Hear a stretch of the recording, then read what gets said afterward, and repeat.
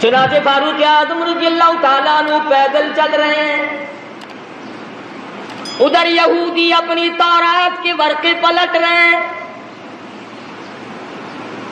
خبر ہے گرم آج ان کے آنے کی، خبر ہے گرم آج ان کی آنے کی، افسوس کہ میرے گھر میں بوریا نہ ہوا.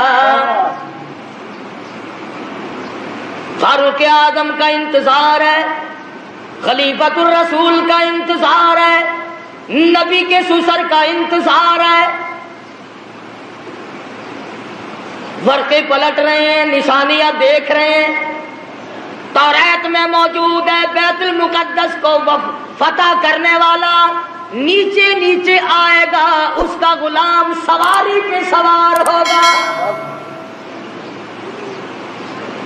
غلام کہنے لگا امیر المومنین کپڑے تبدیل کر لو. فرمایا جہاد میں چلا ہوں، اسلام کی عظمت کے لیے چلا ہوں، مسلمانوں کو فتح دلانے کے لیے چلا ہوں. کپڑے بدلنے کا کیا مطلب، میں اپنی حالت بدل کے آیا ہوں. یہی تھے وہ لوگ جن کے بارے میں کہتا فنا فی اللہ کی تہ میں بقا کا راز مضمر ہے، جنہیں مرنا نہیں آتا انہیں جینا نہیں آتا.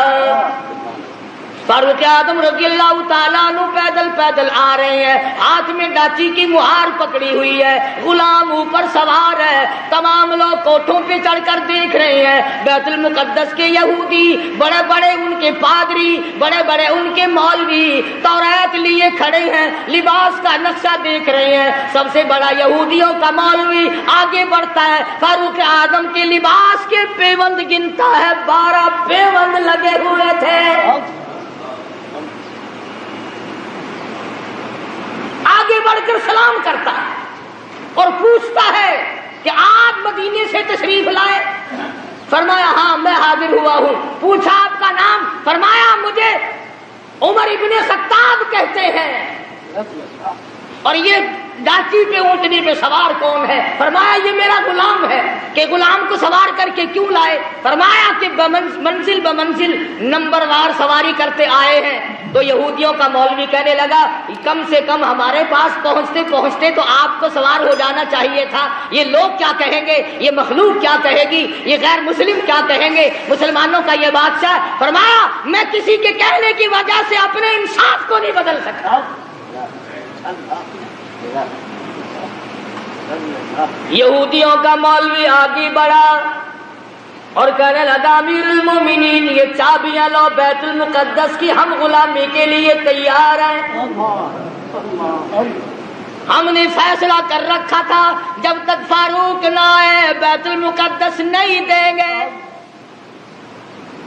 اور مسلمانوں جس کی شکل کو دیکھ کر بیت المقدس کھل گیا، جس کے لباس کو دیکھ کر بیت المقدس فتح ہو گیا، جس کے عدل و انصاف کو دیکھ کر بیت المقدس ملا. جب تم نے اس کو گالیاں بکی، جب تم نے اس کو خاصب کہا، جب تم نے اس کو صحابی رسول سے نکالا، جب تم نے نعوذ باللہ فاروق اعظم کو ظالم کہنا شروع کیا، اللہ میاں نے بیت المقدس چھین کر یہودیوں کے حوالے کر دیا.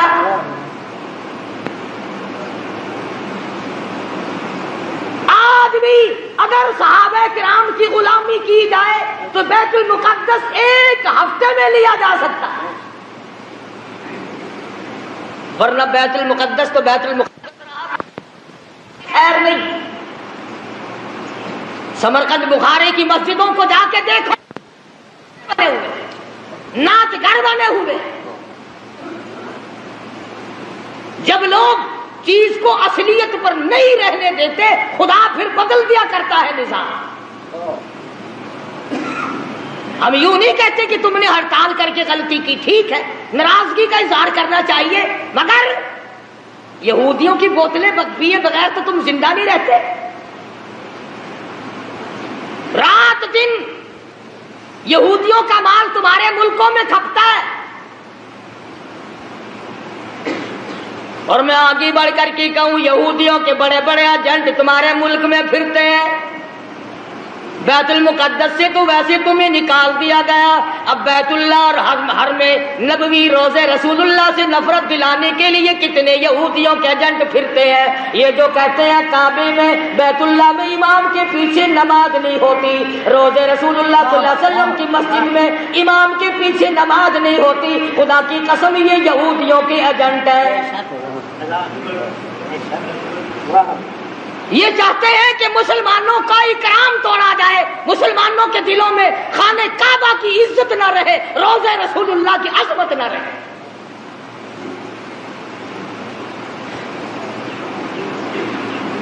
آج اگر صحابہ کرام زندہ ہوتے، کسی کی کیا مجال تھی کہ مسلمانوں کے ملک پر یا قبلہ اول پر یہودیوں کا قبضہ برقرار رہ جاتا۔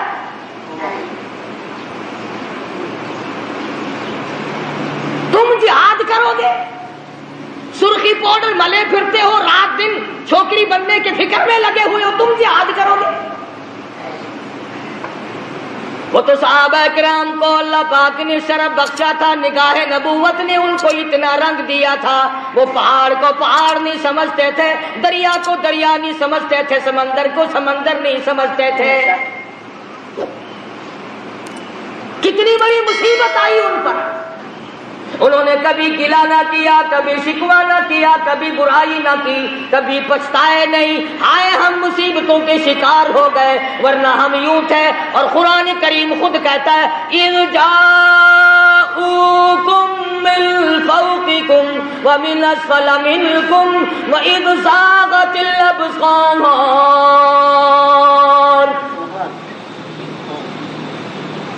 قرآن کریم خود کہتا ہے، صحابہ کرام کو کہتا ہے کہ تمہارے دلوں میں سانس اٹک گئے تھے، میں نے تمہاری مدد کی۔ وہ عمر فاروق جس کا لحاظ دریا کے پانی نے کیا، دریا کی زمین کو خط لکھ دیا، اور دریا اگر تو اللہ کے حکم سے بہتا ہے تو بہتا رہے، اور اگر شرکیہ باتوں سے بہتا ہے، لڑکی کی بھیٹ لے کر بہتا ہے، بکرے کی بھیٹ لے کر کے بہتا ہے، تیری ہمیں کوئی ضرورت نہیں، خشک ہو جا۔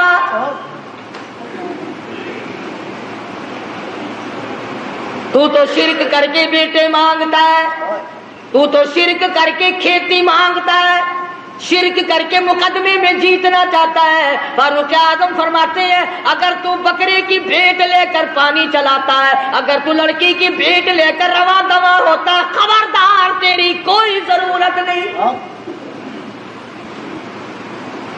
اور اگر اللہ کے حکم سے بہتا ہے تو بہتا رہے، اگر اس کے خلاف کیا خبردار میں تجھے سزا دوں گا۔ فاروق کہتا ہے دریا کو سزا دوں گا۔ خط لے جا کر دریا کی زمین میں دفن کر دیا، 1400 سال گزر گئے، آج تک اس دریا کی زمین نے سورج کا بو نہیں لیا۔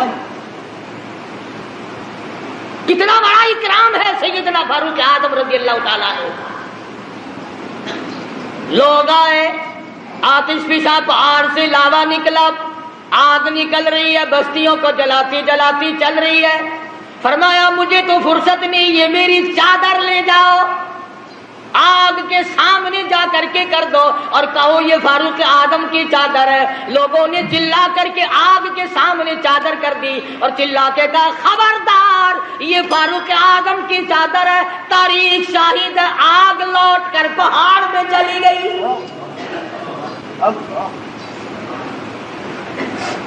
آگ نے اکرام کیا، آگ نے احترام کیا، دریا نے اکرام اور احترام کیا۔ آج مسلمان کچھ تو دشمنی کرتے ہیں اور کچھ ان سے چند ٹکے وصول کرنے کے لیے فاروق اعظم کا نام لیتے ہوئے ڈرتے ہیں۔ فاروق کا نام آئے گا پھر 4 پیسے کون دے گا؟ اور میں کہتا ہوں 4 پیسے تیرے کب تک چلیں گے؟ کمتر مرحوم بڑی اچھی بات کہتا ہے، جدو قاسم ہوسی کو سروتے محبوب حق تعالی، جدو قاسم ہوسی کو سروتے محبوب حق تعالی، ابو بکر عمر دے ہاتھوں سن ساغر وڈارا دے مدینے وچ پیا بسدا محمد نال یاراں دے ایویں سجدہ فلک تے ہے جویں چن نال تاراں دے. فرمایا فاروق اعظم کے بغیر تمہیں کوثر کا پانی نہیں مل سکتا.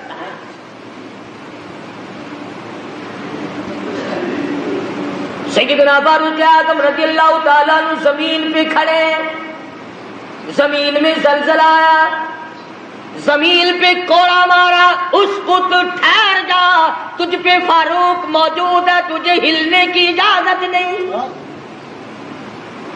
کوڑا مارا, زمین ساکت ہو گئی. فاروق اعظم سے زمین لرز گئی.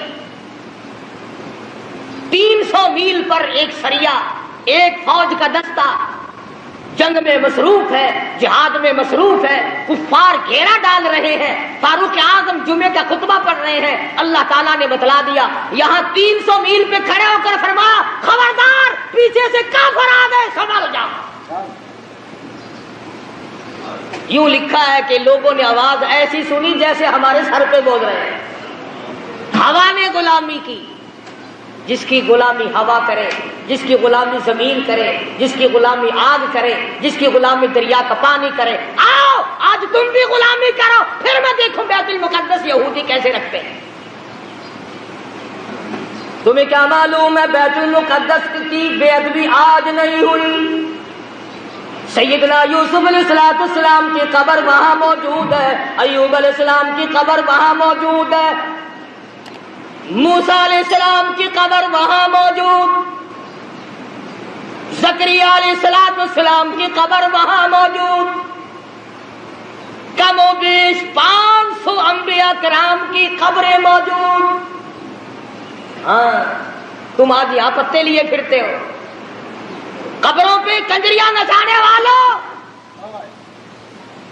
اللہ کے ولیوں کی قبروں پہ ٹھیٹر لگانے والوں, جوا کھیلنے والوں, شراب کا دور چلانے والوں, آؤ سبق لو. جب انبیاء کرام کی قبروں کی توہین ہوئی تو یہودی ملک پہ چھا گئے.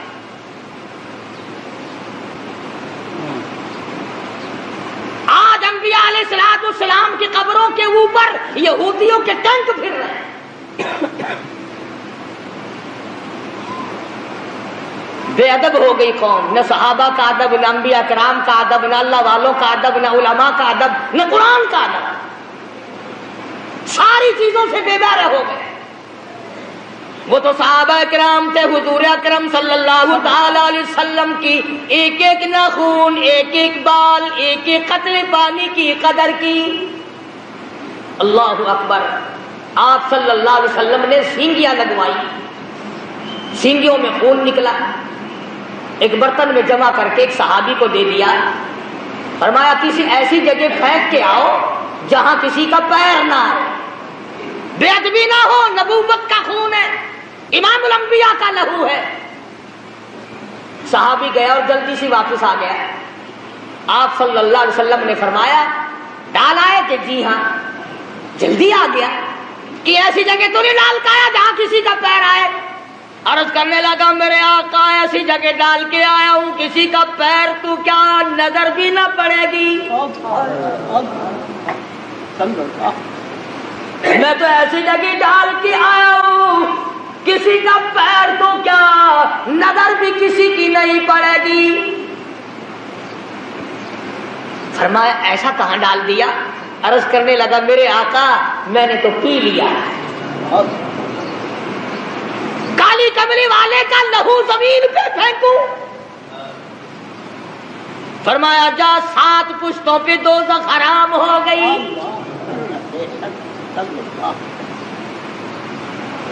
انہوں نے تو ایک ایک چیز کی قدر کی, اور آج تجھے سوائے اپنے پیٹ کے دھندے کے یا اپنی عزت کے صحابہ کی عزت پہ تو نہیں بڑھتا. صحابہ کرام کی ناموز پہ چند ٹکے خرچ کرنے کو تیار نہیں. نہ تم خرچ کرتے ہو, نہ مولوی تمہیں بتاتے ہیں. صحابہ کرام کی تعریف کیوں سنائیں؟ ہر مہینے تمہیں کہیں گے آؤ 11ویں دو، کبھی یوں بھی کہا کہ آؤ فاروق اعظم رضی اللہ تعالیٰ عنہ کو ایصال ثواب کریں گے، جس نے 22 لاکھ مربع میل کی حکمرانی کی، جو نبی نے جھولی پھیلا کر مانگ کے لیا تھا۔ اور آپ صلی اللہ علیہ وسلم نے فرمایا جس راہ سے فاروق گزر جائے شیطان کا اس راہ سے گزر نہیں ہوتا۔ اتنا بڑا جلیل القدر صحابی ہے سیدنا فاروق اعظم، جس نے روئے زمین پر وہ انصاف کر کے دکھایا۔ قیامت تو آ سکتی ہے، فاروق کے انصاف کو کوئی قائم نہیں کر سکتا۔ میں تمہیں بیت المقدس لینے کا راستہ بتلا رہا ہوں، اگر لینا ہو، اور اگر یوں ہی جھک مارنی ہے پھر تمہاری مرضی۔ فلاں شہر میں بھی ہڑتال ہوئی، فلاں شہر میں بھی ہڑتال ہوئی، فلاں جگہ گاڑی کھڑی ہوگی، فلاں جگہ ہوائی جہاز کھڑا ہو گیا، ٹھیک ہے، ہمیں اس سے انکار نہیں، مجاہد بنو، فوجی تیاری کرو، ہر نوجوان مجاہد بنے، فوجی ٹریننگ لے، ورنہ یہودی تمہیں مٹانے کے تمام سازشیں سے بنائے گئے۔ یہودیوں کو پتہ چل گیا تمہارا کہ یہ تو عورتوں کا جہاد کرتے ہیں، ایمان اور اسلام کا جہاد نہیں کرتے ہیں۔ جو کماؤ گے وہ عورتوں پہ خرچ ہوگا، انہی کے سوٹ پورے نہیں ہوتے، انہی کے جوتے پورے نہیں ہوتے، انہی کے خرچے پورے نہیں ہوتے۔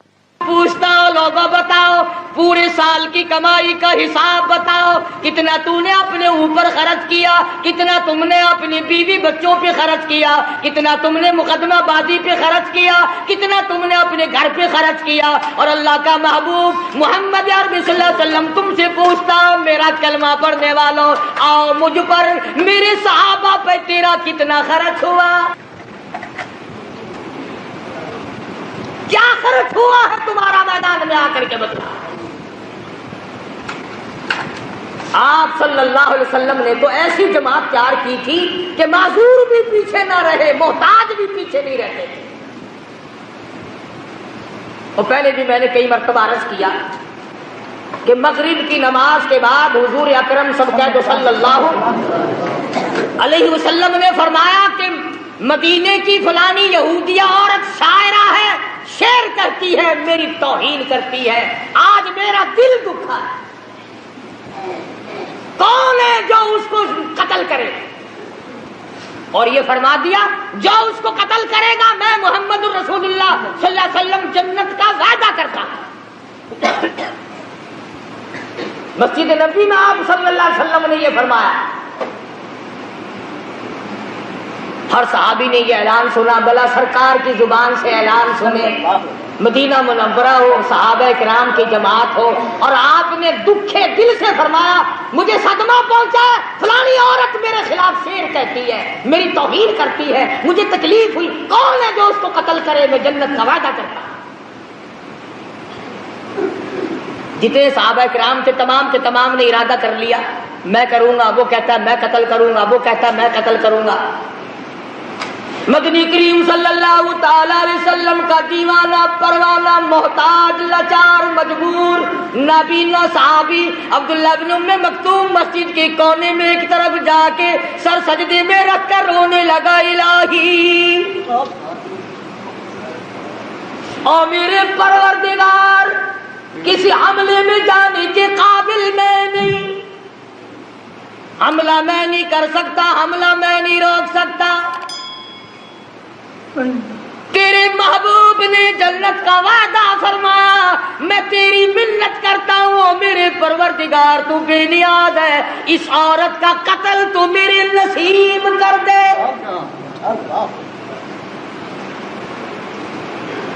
آپ سارے سمجھدار بیٹھے ہیں، حضور کی منشا یہ تو نہیں تھی، آپ صلی اللہ علیہ وسلم کی منشا یہ تو نہیں تھی کہ عبداللہ بن ام مکتوم بغیر آنکھوں والا آدمی جا کے قتل کرے۔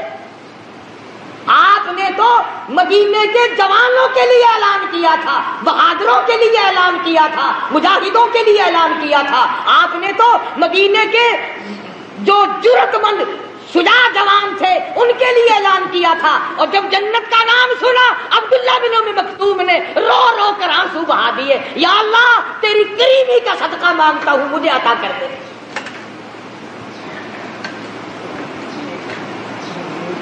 اور دعا مانگی، عشاء کی نماز پڑھی. پتہ ہے یہ کون صحابی ہے؟ اللہ اکبر.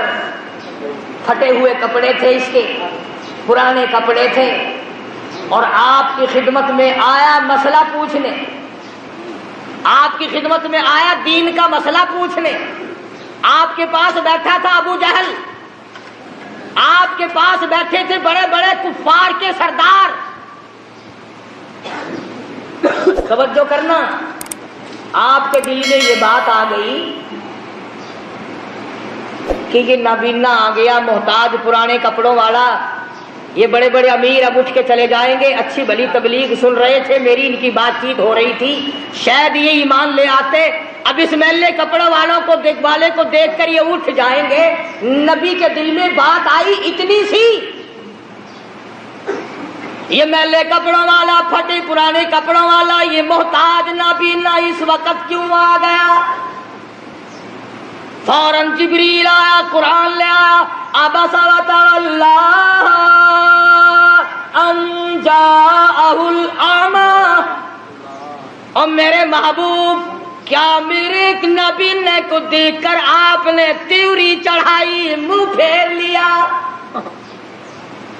کیوں روح گردانی کی، کیوں اعراض کیا؟ غریب کو دیکھ کر آپ تنگ کیوں ہوئے؟ جن امیروں کو اسلام کی دولت دینا چاہتے ہو، وما یدریک لعلہ یزکی. مجھے اپنی کبریائی کی قسم، ان دولت مندوں کو میں نے ایمان دینا ہی نہیں. آپ نے روح گردانی کیوں کی؟ آپ نے اعراض کیوں کیا؟ آپ نے تیوڑی کیوں چڑھائی؟ اللہ پاک نے محبوب دو عالم صلی اللہ علیہ وسلم کو جھڑکی دی، خبردار میرے غریب سے آ کر منہ چڑھا. یہ وہ صحابی ہے جس کے بارے میں اللہ پاک نے اپنے نبی کو بھی ڈانٹ دیا تھا. خدا جانے اس کے دل میں دین و ایمان اور قرآن کی اور نبی کی جتنی عظمت ہوگی، جس کا گواہ خدا بنا.